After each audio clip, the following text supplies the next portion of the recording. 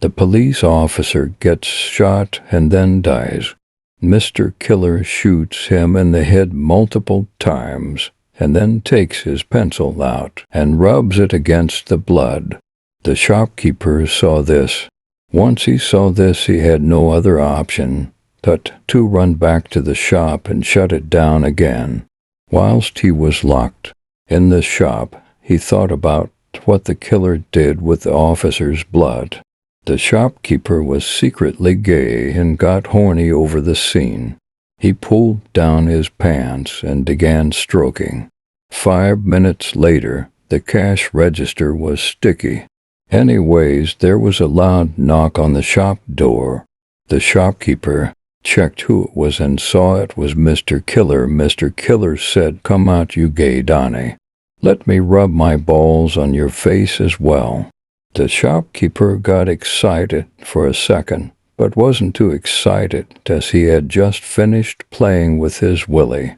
Mr. Killer broke down the door and saw the shopkeeper hiding in the corner. Mr. Killer got his knife out and pulled down his pants. He made a weird face, then walked slowly towards the shopkeeper.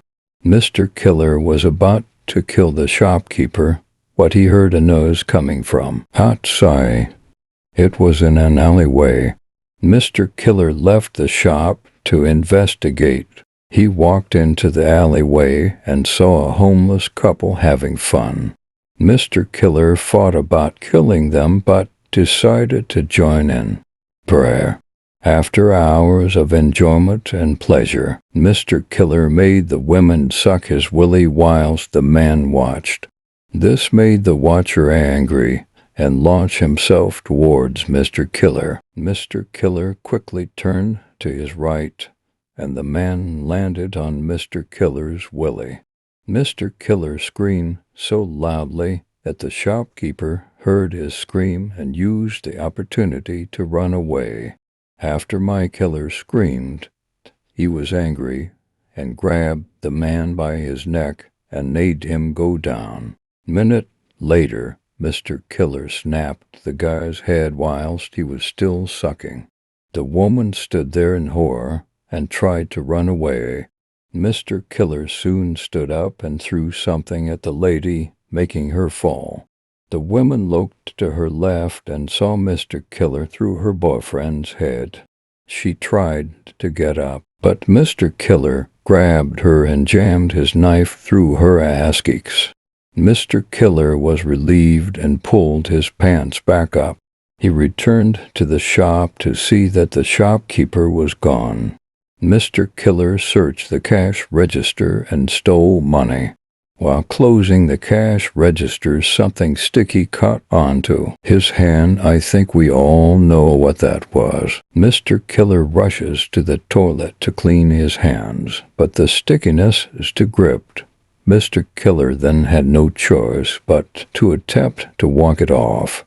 But before he did so, he must taste it really quickly. So Mr. Killer tastes it and realizes that this sticky thing is someone's special sauce, but with extra dip. Mr. Killer then forcefully consumed it and said, "I wish I knew. I wish I knew how gay I was. I wish I knew. I wish I knew." We can easily shag, although this episode is about his victims. Well, I got too carried away. Anyways, let's go back to the story. Mr. Killer's victims, who died on that night, were the homeless couple and the police officer. Mr. Killer, as he leaves the store, Mr. Killer says, "This war is not over yet. Call me when you start a fire.